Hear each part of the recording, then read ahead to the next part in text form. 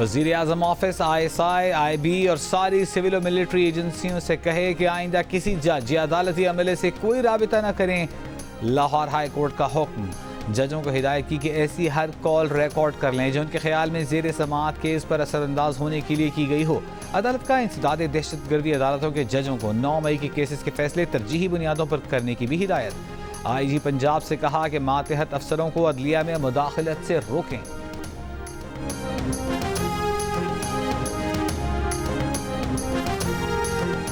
Punjab assembly में अमरीकी कांग्रेस की करारदाद के खिलाफ करारदाद मंजूर। मजम्मती करारदाद में अमरीकी करारदाद पाकिस्तान के अंदरूनी मामलात में मुदाखलत करार। कहा करारदाद यहूदी लॉबी की तरफ से लाई गई थी। पाकिस्तान में हैजानी कैफियत पैदा करने और इलेक्शन को मुतनाज़ बनाने की कोशिश की गई।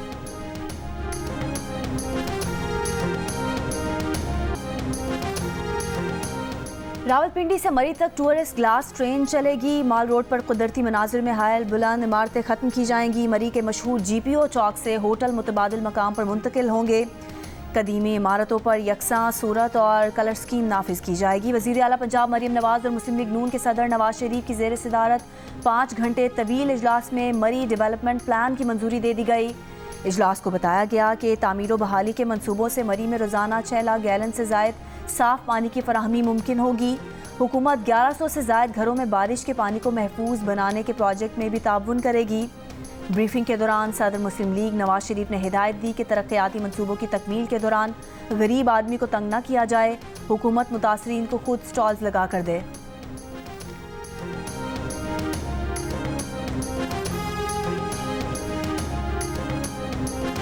वज़ीर आज़म की ज़ेर सदारत PWD की तहलील से मुताल्लिक़ इजलास। शहबाज शरीफ ने PWD को फौरी तहलील करने का अमल शुरू करने की हिदायत कर दी। कहा मुलाजमीन के मफादात का तहफ़्फ़ुज़ किया जाए।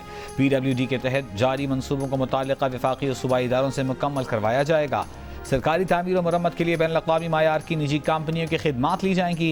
मुल्की ख़जाने को नुकसान पहुँचाने वाले इदारों का मज़ीद बोझ बर्दाश्त करने के मुतहम्मिल नहीं हो सकते।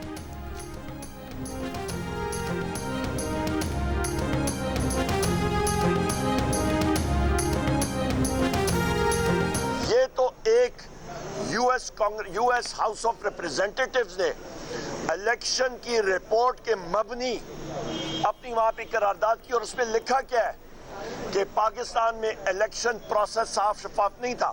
इसमें मुदाखलत की क्या बात है? ये सारी दुनिया ये कह रही है।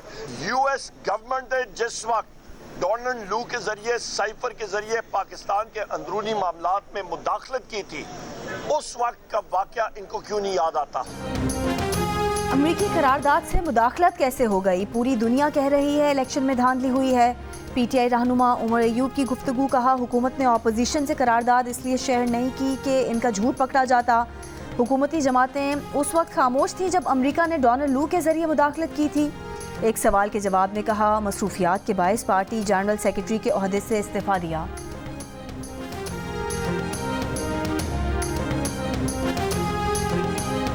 जुडिशल कॉम्प्लेक्स इस्लामाबाद के बाहर उमर अयूब से हाथापाई करने वाले शेर अफजल मरवत के कारकुन थे।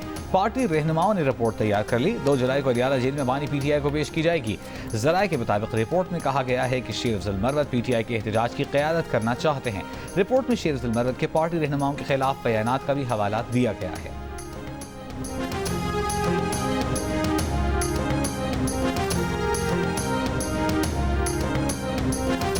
रऊफ हसन और हामिद खान टाइप जो लोग हैं, ये वो चूहे हैं जिन्होंने कि इस वक्त आके तरीके इंसाफ को अंदर से खाना शुरू कर दिया।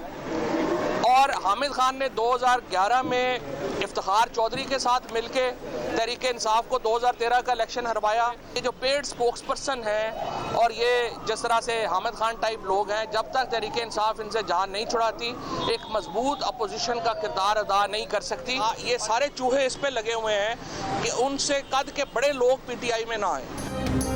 फवाद चौधरी के हामिद खान और PTI तर्जुमान रऊफ हसन के बारे में नाजेबा अल्फाज। ये भी कहा कि दोनों तहरीक इंसाफ को खा रहे हैं। हामिद खान पर इफ्तिखार चौधरी से मिलकर PTI को 2013 का इलेक्शन हरवाने का इल्ज़ाम भी लगा दिया। कहा दोनों पार्टी को नुकसान पहुंचा रहे हैं। जब तक इनसे जान नहीं छुड़ाएंगे सही ऑपोजिशन नहीं कर सकते। ये चाहते हैं इनके कद से बड़े लोग PTI में ना आए।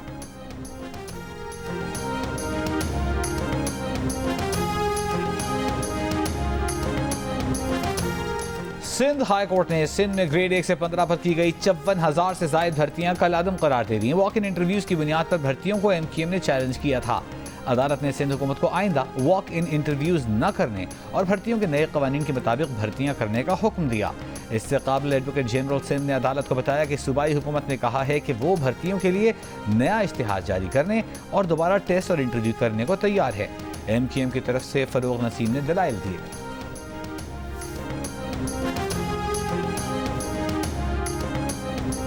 बात शोर शराबे से गालियों तक पहुंची गई है। हुल्लड़बाजी और बेहुदा नारों की इजाज़त नहीं दी जा सकती।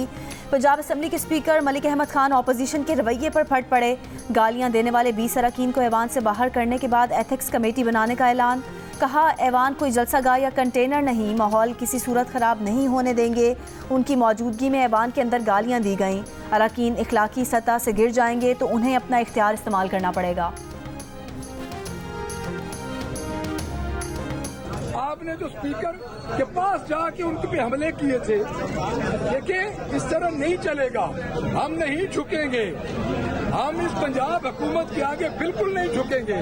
और मैं इस पंजाब हुकूमत की टिकटॉकर चीफ मिनिस्टर को ये बता देना चाहता हूँ कि हम तो उनके आगे नहीं झुके जिनके आप पैरों में बैठे हैं। आपके आगे हम कैसे झुकेंगे?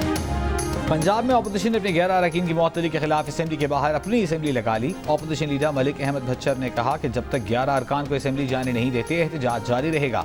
टिकटॉकर चीफ मिनिस्टर सुन लें, हम कभी उनके आगे नहीं झुकेंगे। ऑपोजिशन के इजलास में 9 मई के वाक़े पर जुडिशल कमीशन बनाने की करारदाद भी मंजूर की गई। फाइनेंस तरमीमी बिल 2024 कौमी असम्बली से मंजूरी के बाद सदर पाकिस्तान के सामने पेश। स्पीकर कौमी असम्बली ने मंजूरी के लिए भिजवा दिया। सदर की तौसीक के बाद बिल 1 जुलाई से लागू होगा। बाज़ टैक्स इक़दाम 16 जून से नाफिजुल अमल होंगे। बिल पर वज़ीर आज़म शहबाज शरीफ के भी दस्तखत। कौमी असम्बली ने गुज़िश्ता रोज़ मुतादिद तरामीम के साथ मालियाती बिल पास किया था।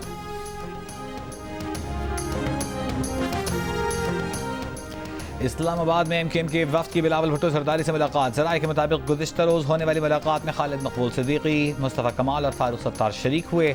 मुलाकात में मुल्क बिलखुसूस सिंध की सियासी और मुआशी सूरत हाल पर तबादला ख्याल किया गया।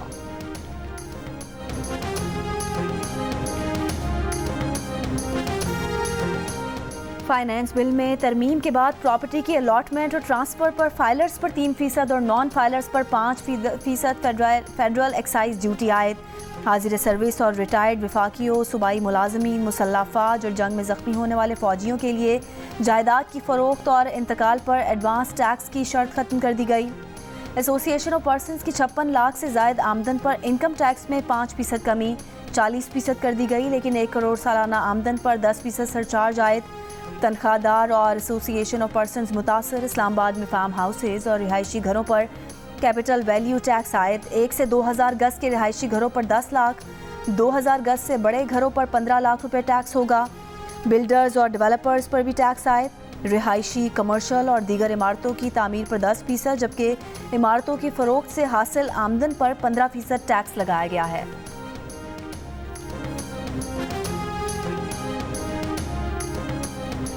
कौमी इक़्तिसादी काउंसिल की एग्जीक्यूटिव कमेटी ने 19 मनसूबों की मंजूरी दे दी। बलूचिस्तान में तामीर नौ के मनसूबों के लिए 11.2 अरब रुपए मुख्तस। फोरम ने सिंध में शुरू किए गए मुतादिद मनसूबों की भी मंजूरी दी। सिंध में मकानात की तामीर के लिए 30 अरब रुपए मुख्तस। कराची में ग्रीन लाइन BRTS को ऑपरेशनल करने के लिए नजरसानी शुदा PC1 की भी मंजूरी दे दी। न्यू गवादर इंटरनेशनल एयरपोर्ट के नजरसानी शुदा PC1 की मंजूरी।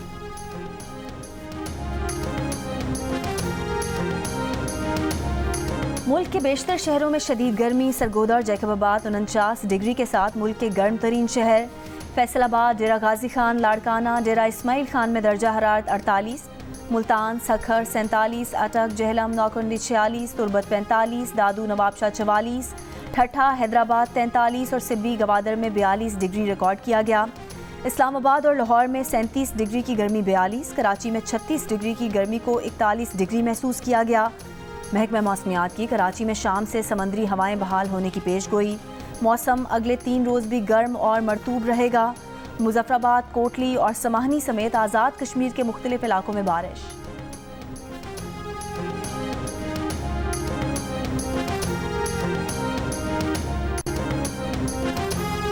कराची से खैबर तक बिजली की लोड शेडिंग से शहरी परेशान, कहा बिजली नहीं आती लेकिन बिल भर भर कर आते हैं। कराची के मुख्तलिफ इलाकों में लोड शेडिंग 12-12 घंटे से भी ज्यादा। 2 रोज पहले नॉर्थ कराची, कोरंगी, किमाड़ी, बल्दिया टाउन, नाजिमाबाद समेत दीगर इलाकों में टूटने वाले बिजली के तार अब तक जोड़े न जा सके। के इलेक्ट्रिक का दावा है कि कराची के 70% इलाके में लोड शेडिंग नहीं की जा रही। उधर लाहौर में भी 5 से 6 घंटे की लोड शेडिंग। पेशावर के देही इलाकों में बिजली की बंदिश 17 घंटों से ज्यादा हो गई। क्वेटा में भी बिजली की बदतरीन लोड शेडिंग जारी। नौशहरा में गैर इलानी लोड शेडिंग के खिलाफ अवाम सरापा एहतजाज।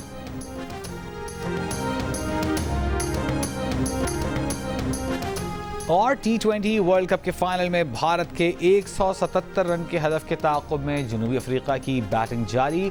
3 विकेटों पर 71 रन बना लिए।